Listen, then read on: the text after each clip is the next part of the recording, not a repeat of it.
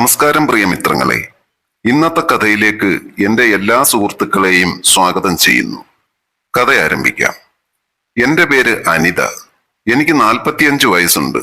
ഒരു മകനും ഒരു മകളും ഭർത്താവും അടങ്ങുന്നതാണ് എൻ്റെ കുടുംബം.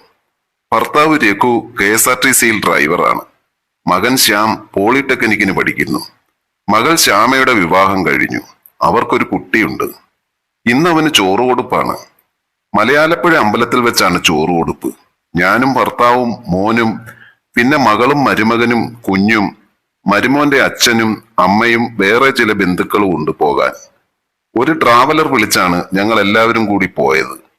അങ്ങനെ ഞങ്ങൾ ചോറ് കൊടുപ്പെല്ലാം കഴിഞ്ഞ് അവിടെ നിന്നും തിരിച്ചു പോരുമ്പോൾ വേറെ ചില ക്ഷേത്രങ്ങൾ കൂടി സന്ദർശിച്ചു. എല്ലാം മരുമകന്റെ അച്ഛൻ വേണുചേട്ടന്റെ പ്ലാനായിരുന്നു. ട്രാവലറിന്റെ ബാക്ക് സീറ്റിലിരുന്ന് കുഞ്ഞിനെ താലോലിച്ചുകൊണ്ടിരുന്നപ്പോൾ വേണുചേട്ടനും ഭാര്യയും കൂടി അടുത്തു വന്നിരുന്ന് അവനെ കൊഞ്ചിക്കാൻ തുടങ്ങി. അപ്പോൾ വേണുചേട്ടൻ പറഞ്ഞു, ഇവന്റെ മുഖമൊന്ന് നോക്കിയേ, കറക്റ്റ് ശ്യാമയുടെ കൂട്ട് തന്നെ അല്ലേടി അനിതേ. ഞാനത് കേട്ട് ചിരിച്ചു. ഉടനെ മരുമകന്റെ അമ്മ ഉഷച്ചേച്ചി പറഞ്ഞു, അതെന്റെ മകന്റെ കണ്ണും മുഖവുമാണ്. അത് കേട്ടുകൊണ്ടിരുന്ന ശ്യാമ മരുമകന്റെ മുഖത്തേക്കൊന്ന് നോക്കി. അപ്പോൾ അവൻ അവളെ കണ്ണിറുക്കി കാണിച്ചു. ഞങ്ങൾ അവിടെ നിന്നും യാത്ര ആരംഭിച്ചു. പുരാതനമായ ഒരു ക്ഷേത്രം. അവിടെ എല്ലാവരും ഇറങ്ങി. ക്ഷേത്രത്തിലേക്ക് നടക്കുമ്പോൾ മരുമകന്റെ അമ്മ എന്നോടൊപ്പമാണ് നടക്കുന്നത്. നടക്കുന്ന കൂട്ടത്തിൽ അവരുടെ അസുഖങ്ങളെപ്പറ്റി പറയാനേ നേരമുണ്ടായിരുന്നുള്ളൂ അവർക്ക്. എപ്പോഴും ക്ഷീണം, തീരെ വയ്യ. അങ്ങനെയൊക്കെ പറയുന്നത് കേട്ടപ്പോൾ മരുമകന്റെ അച്ഛൻ വേണുചേട്ടൻ ഉഷച്ചേച്ചിയോട് കയറി ചൂടായി. വയ്യെങ്കിൽ നിനക്ക് വീട്ടിലിരുന്നൂടായിരുന്നോടി. അപ്പോൾ ഞാൻ പറഞ്ഞു, പോട്ടെ വേണുചേട്ടാ, പ്രായമായി വരുമ്പോൾ എല്ലാവർക്കും ഉള്ളതാ അതൊക്കെ. അതല്ല നിതേ, ഇവൾക്ക് എപ്പോൾ നോക്കിയാലും ക്ഷീണമാ. ഒരു കാര്യത്തിലും ഇവളെ കൂട്ടാൻ കൊള്ളത്തില്ല. അത് കേട്ടപ്പോൾ എനിക്ക് ചിരിയാണ് വന്നത്. അപ്പോൾ ഉഷച്ചേച്ചി എന്നെ നോക്കി പറഞ്ഞു, ഒരു കാര്യം ചെയ്, നിങ്ങൾ ക്ഷേത്രത്തിൽ പോയി തൊഴു. ഞാൻ ഈ ആൾത്തറയിൽ ഇരിക്കാം. നിങ്ങൾ തിരിച്ചു വരുമ്പോൾ നമുക്ക് എല്ലാവർക്കും കൂടി താഴേക്ക് ഇറങ്ങാം. അതും പറഞ്ഞ് ഉഷച്ചേച്ചി അടുത്ത് കണ്ട ആൾത്തറയിൽ കയറി ഇരിപ്പുറപ്പിച്ചു. എന്റെ ഭർത്താവ് രണ്ടു കൂട്ടുകാരും ഒന്നിച്ച് കുടിയുടെ കാര്യമൊക്കെ സംസാരിച്ചുകൊണ്ട് മുമ്പേ നടക്കുകയാണ്. മോനാണെങ്കിൽ അതിനേക്കാൾ മുമ്പേ പോയി. കുറച്ച് കയറ്റം കയറണം ക്ഷേത്രത്തിൽ ചെല്ലാൻ. ഞാൻ കുട്ടിയെ എടുത്ത് കൈമാറി പിടിച്ചുകൊണ്ടാണ് നടക്കുന്നത്. അപ്പോൾ എന്നോട് ചേർന്ന് നടന്ന് വേണുവട്ടം കുഞ്ഞിനെ കൊഞ്ചിച്ചു. അങ്ങനെ ക്ഷേത്ര ദർശനമെല്ലാം കഴിഞ്ഞ് താഴേക്ക് ഇറങ്ങി വന്നപ്പോൾ ഉഷച്ചേച്ചി ആൽത്തറയിൽ ഇരുന്ന് റെസ്റ്റ് എടുക്കുകയായിരുന്നു. ഞങ്ങൾ എത്തിയപ്പോൾ പതുക്കെ എഴുന്നേറ്റ് ഞങ്ങളോടൊപ്പം വണ്ടിയുടെ അടുത്തേക്ക് നടന്നു. ഇടയ്ക്കൊരു ഹോട്ടലിൽ ഫുഡ് കഴിക്കാൻ ഇറങ്ങിയപ്പോൾ വേണുചേട്ടൻ എന്റെ അടുത്താണ് ഇരുന്നത്. എന്റെ അപ്പുറത്ത് ഉഷച്ചേച്ചിയും. അപ്പോൾ വേണുചേട്ടൻ എന്റെ അടുത്ത് ചോദിക്കും, അനിതയ്ക്ക് നീ എന്തെങ്കിലും വേണോ? ഞാൻ ചിരിച്ചുകൊണ്ട് മതിയെന്ന് പറയും. ഞങ്ങൾ ആഹാരമെല്ലാം കഴിച്ചു കഴിഞ്ഞ് പുറത്തേക്ക് വരുമ്പോൾ എന്റെ ഹസ്ബൻഡും കൂട്ടുകാരും കുടിക്കാനുള്ള സ്ഥലം അന്വേഷിക്കാൻ പോയിരുന്നു. അവർ തിരിച്ചു വന്നപ്പോൾ മോനും എന്റെ ഭർത്താവും തമ്മിൽ എന്തോ പറഞ്ഞു വഴക്കായി. മോനെ അദ്ദേഹം ഒരുപാട് വഴക്കു പറഞ്ഞു. മിക്കവാറും ഉള്ളതാണിത്. അച്ഛനും മോനും നേരെ നോക്കിയാൽ കീരിയും പാമ്പുമാണ്. അതിന് ഞാൻ എപ്പോഴും കളിയാക്കും, രണ്ടുപേരുടെയും നാളുകൾ തമ്മിൽ പൊരുത്തമില്ല എന്ന്. എന്തായാലും വേണുവേട്ടൻ ഇടപെട്ട് രണ്ടുപേരുടെയും വഴക്ക് ഒത്തീർപ്പാക്കി. വേണുവേട്ടന് തടിയുടെ കച്ചവടമാണ്. കൂപ്പിലൊക്കെ പോയി വലിയ വലിയ മരങ്ങളൊക്കെ എടുക്കും. ആൾക്കാരുടെ അടുത്ത് എങ്ങനെ നിൽക്കണമെന്ന് അങ്ങേർക്കറിയാം. എനിക്ക് ആ മനുഷ്യനോട് ഒരു പ്രത്യേക ആരാധന തോന്നി. ആ യാത്രയിൽ എന്നോട് വളരെയധികം നല്ല പെരുമാറ്റമായിരുന്നു അദ്ദേഹം. പക്ഷേ എന്നോട് എന്തോ ഒരു ആകർഷണം ഉള്ളതുപോലെ എനിക്കൊരു തോന്നൽ. അദ്ദേഹത്തെയും കുറ്റം പറയാൻ പറ്റില്ല. എന്നെ കാണാനും നല്ല സുന്ദരിയായിരുന്നു. ഞാൻ എവിടെയെങ്കിലുമൊക്കെ പോകുമ്പോൾ അവിടെയും ഇവിടെയുമൊക്കെ നിന്ന് ആണുങ്ങളൊക്കെ എന്നെ ചുഴിഞ്ഞു നോക്കി നിൽക്കും. എനിക്കും അതൊക്കെ ഒരു ഹരമായിരുന്നു. അല്പം കഴിഞ്ഞപ്പോൾ ശ്യാമ അങ്ങോട്ട് വന്നു. അവൾ എന്റെ അടുത്ത് വന്ന് ഇരുന്നിട്ട് പറഞ്ഞു, അമ്മയോട് എന്റെ അമ്മായിയപ്പന് വലിയ കാര്യമാണല്ലോ. അവൾ അതും പറഞ്ഞ് ചിരിച്ചു. അങ്ങനെ അടി, കാണാൻ സുന്ദരിയായ പെണ്ണുങ്ങളോടെ ആണുങ്ങൾ അങ്ങനെ. ഞാൻ അവളോട് പറഞ്ഞുകൊണ്ട് ചിരിച്ചു. അത് പറഞ്ഞുകൊണ്ട് ഞാൻ മരുമോനെ ഒന്ന് നോക്കി. അവൻ ഇരുന്ന് ഫോൺ ചെയ്യുകയാണ്. അമ്മ എന്താ ഇങ്ങനെ ചിന്തിക്കുന്നത്? അവൾ എന്നോട് ചോദിച്ചു. ഏയ് ഒന്നുമില്ലടി, ഞാൻ നമ്മുടെ അച്ഛനെ പറ്റി ചിന്തിച്ചതാണ്. അങ്ങേർക്കാണെങ്കിൽ 2 കൂട്ടുകാരെ കിട്ടിയാൽ മതി, പിന്നെ ഉത്സവമാണ്. നമ്മളെ ഒന്നും പിന്നെ മൈൻഡ് ചെയ്യുക പോലും ചെയ്യില്ല. ഇപ്പോൾ തന്നെ കണ്ടില്ലേ ഈ ആൾക്കാരുടെ എല്ലാം മുമ്പിൽ വെച്ച് അവനുമായി വഴക്കുണ്ടാക്കിയത്. ഞാൻ അവളോട് പറഞ്ഞു, ഓ ഇനിയിപ്പോ അതൊന്നും ആലോചിച്ചിട്ട് കാര്യമില്ലമ്മേ. അവൾ എന്നെ സമാധാനപ്പെടുത്തി. ഏട്ടന്റെ അച്ഛൻ വീട്ടിൽ എന്നെയും വലിയ കാര്യമാണമ്മേ. പക്ഷേ പുള്ളിക്ക് ചില വീക്ക് പോയിന്റ് ഒക്കെ ഉണ്ട്. അവൾ ചിരിച്ചുകൊണ്ട് പറഞ്ഞു. അതെന്തുവാടി? ഞാൻ അവളോട് ചോദിച്ചു. അത് അത് അമ്മയ്ക്ക് പിന്നീട് മനസ്സിലായിക്കൊള്ളും, അവൾ പറഞ്ഞു.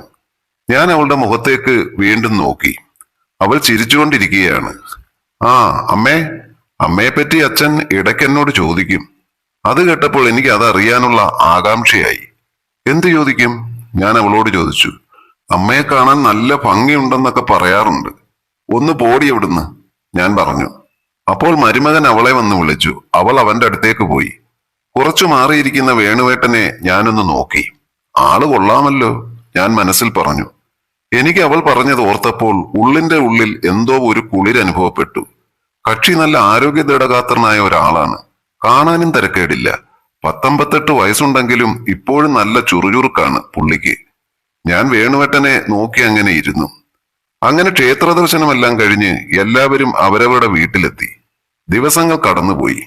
ഒരു ദിവസം ഞാൻ വീട്ടിൽ നിൽക്കുമ്പോൾ എന്റെ ഭർത്താവിന്റെ കൂടെ വേണുവേട്ടനും കൂടി അങ്ങോട്ട് കയറി വന്നു.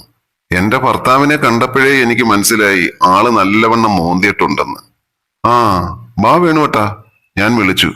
വേണുവേട്ടൻ അകത്ത് കയറി സോഫയിലിരുന്നു. പുള്ളി എന്നെ നോക്കി പറഞ്ഞു, ഞാൻ ഇവിടെ അടുത്തൊരു വീട്ടിൽ 2 തേക്ക് നിൽക്കുന്നെന്ന് പറഞ്ഞ് അതൊന്ന് നോക്കാൻ വേണ്ടി വന്നതാ. അപ്പോഴാ രഘുവിനെ കണ്ടത്. അങ്ങനെ പിന്നെ ഇങ്ങോട്ടിങ്ങി പോന്നു. ഞാൻ ചിരിച്ചു. എന്നിട്ട് ചോദിച്ചു, ഉഷ ചേച്ചി എന്തു പറയുന്നു? ഇപ്പോഴും ക്ഷീണമാണോ? ഓ അതൊന്നും പറയണ്ട അനിതേ. ആ ക്ഷീണം മാറണമെങ്കിൽ ഇനി അവളെ തെക്കോട്ടെടുക്കണം. വേണുവേട്ടന്റെ ആ പറച്ചിൽ കേട്ട് എനിക്ക് വല്ലാതെ ചിരി വന്നു. അപ്പോഴാണ് എന്റെ മകൻ അങ്ങോട്ടേക്ക് കടന്നു വന്നത്. ആ നിങ്ങൾ രണ്ടുപേരും സംസാരിച്ചിരിക്കെ, ഞാൻ ചായ എടുക്കാം. അതും പറഞ്ഞ് ഞാൻ അടുക്കളയിലേക്ക് പോയി. ചായയുമായി തിരിച്ചു വന്നപ്പോഴാണ് പുള്ളി പറയുന്നത്, നാളെ അതിരാവിലെ തേക്ക് വെട്ടാൻ ആള് വരും. അതുകൊണ്ട് ഇന്നിവിടെ കിടന്നിട്ട് നാളെ അതും കഴിഞ്ഞങ്ങ് പോകാമല്ലോ എന്ന്.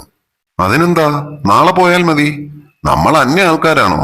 ഞാൻ ചിരിച്ചുകൊണ്ട് പറഞ്ഞു. വേണുവേട്ടൻ എന്നെ എന്ന് നോക്കി പുഞ്ചിരിച്ചു. ഒരു അതിഥി ഉള്ളതല്ലേ, എന്തെങ്കിലും കൂടി കറി വെക്കാം. ഞാൻ നേരെ അടുക്കളയിലേക്ക് പോയി. കുറച്ചു കഴിഞ്ഞപ്പോൾ കേൾക്കാം അപ്പനും മോനും കൂടി എന്തോ പറഞ്ഞു വഴക്കിടുന്നത്. വഴക്കുമൂത്ത് അവൻ അവന്റെ മുറിയിൽ കയറി കഥ കടയ്ക്കുന്ന ശബ്ദവും ഞാൻ അടുക്കളയിൽ നിന്ന് കേട്ടു. സ്വല്പം കഴിഞ്ഞപ്പോൾ വേണുവേട്ടൻ അടുക്കളയിലേക്ക് വന്നു. ഞാനപ്പോൾ കറിക്കുള്ളത് അരിയുകയായിരുന്നു. പുള്ളി എന്നെ നോക്കി ഒന്ന് ചിരിച്ചു. ഞാനും തിരിച്ചു നല്ലൊരു ചിരി പാസാക്കി. അപ്പനും മോനും എപ്പോഴും ഇങ്ങനെയാണോ അനിതേ? വേണുവേട്ടൻ ചോദിച്ചു. ഓ ഒന്നും പറയണ്ട, അതിവിടുത്തെ പതിവ് സംഭവമായിട്ടാ, ഞാൻ ചിരിച്ചുകൊണ്ട് പറഞ്ഞു. രഘു എന്നും ഇങ്ങനെ കുടിച്ചുകൊണ്ടാണോ വരുന്നത്? വേണുവേട്ടന്റെ ചോദ്യം. ഞാൻ തല ഉയർത്തി വേണുവേട്ടനെ ഒന്ന് നോക്കി. എന്നിട്ട് പറഞ്ഞു, എന്റെ ചേട്ടാ ഒന്നും പറയണ്ട. എന്നുമെന്നല്ല, 24 മണിക്കൂറും ഇത് തന്നെയാ പരിപാടി. ഇന്ന് ഇച്ചിരി കൂടുതലാണെന്നാ തോന്നുന്നത്. അതുകൊണ്ട് ആഹാരം പോലും ഇന്ന് കഴിക്കത്തില്ല. തലയും കുത്തി കിടന്നൊരു ഉറക്കമാ. ഇനി നാളെ രാവിലെ നോക്കിയാൽ മതി. അത് പറഞ്ഞപ്പോ വേണുവേട്ടന്റെ മുഖത്തെ ആ തെളിച്ചം ഞാൻ ശ്രദ്ധിച്ചു. അപ്പോൾ ബസ്സിൽ പോകുമ്പോഴും അനിതേ? എവിടെ, ആര് പോകുന്നു? എന്നും കുന്നും ഓരോ കാരണങ്ങൾ പറഞ്ഞ് ലീവാ ചേട്ടാ. പിന്നെ അവർക്കും ആളിനെ അറിയാം, അതുകൊണ്ടൊന്നും മിണ്ടത്തില്ല, ഞാൻ പറഞ്ഞു. പെട്ടെന്നാണ് മകൻ അങ്ങോട്ടേക്ക് വന്നത്. അവൻ പറഞ്ഞു, അമ്മേ എന്നെ രാത്രിയിൽ ഇനി ചോറിനാനെ വിളിക്കാവുള്ളേ. ഞാൻ കഥക് കുറ്റിയിട്ടിരുന്ന് സിനിമ കാണുവാ. എന്നെ കണ്ടാൽ ഇനിയും അച്ഛൻ എന്റെ അടുത്ത് വഴക്കുണ്ടാക്കാൻ വരും. ഞാനൊന്നും മിണ്ടിയില്ല. അവൻ അതും പറഞ്ഞ് അവന്റെ മുറിയിലേക്ക് പോയി. ഞാൻ വേണുവേട്ടന്റെ മുഖത്തേക്കൊന്ന് നോക്കി. പുള്ളി എന്നെ നോക്കി ഒന്ന് ചിരിച്ചു. ആ ചിരിയിൽ എന്തൊക്കെയോ ഉണ്ടായിരുന്നു.